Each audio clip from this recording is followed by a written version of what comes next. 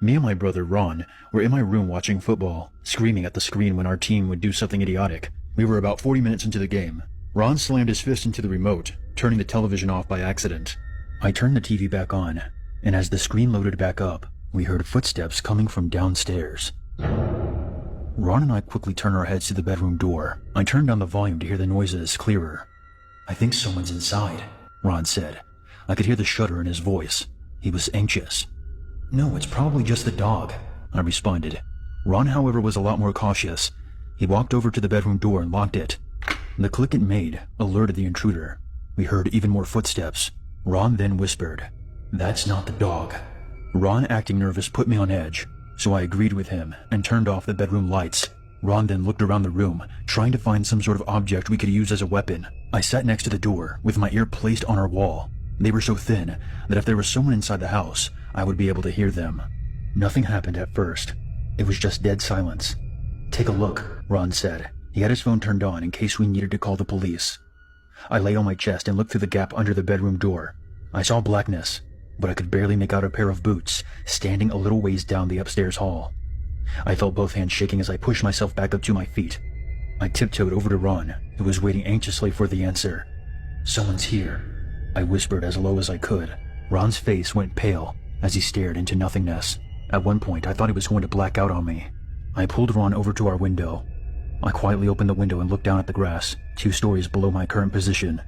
Ron was still in a different world, as if he was blocking himself out from reality, leaving the responsibility to me. I tried not to pay much attention to him and instead focused on escaping. I took Ron's phone out of his hand as he crouched on the carpet. He had installed one of those apps where specific fingerprints can enter the phone. I took his hand, which was shockingly freezing, and held his index finger on the phone screen.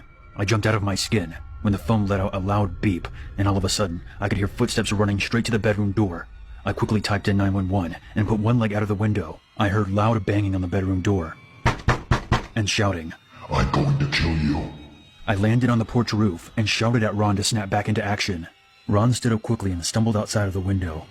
He landed on the roof beside me as I forced the window shut again. "We need to jump," I said.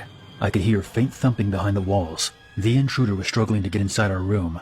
I jumped off the porch roof and sprained my ankle. Ron was wobbling on the edge of the roof. "Quick," I said.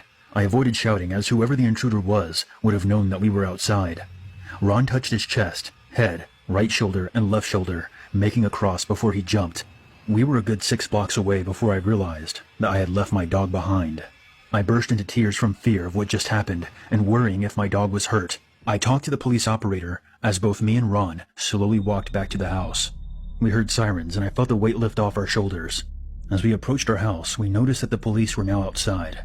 Me and Ron hid beside our porch. Both of us were waiting to come face to face with the intruder. 4 cops came out, but there was no man, and one of them was holding my dog Lewis. I hugged him and apologized to him for leaving him behind. The cops explained that there was no one inside, and there was nothing stolen either. In fact, they explained that there was nothing to even prove that someone had invaded our property. They never found him. Ron installed some CCTV cameras in both of our houses, but I can assure you, I haven't had a good night's sleep.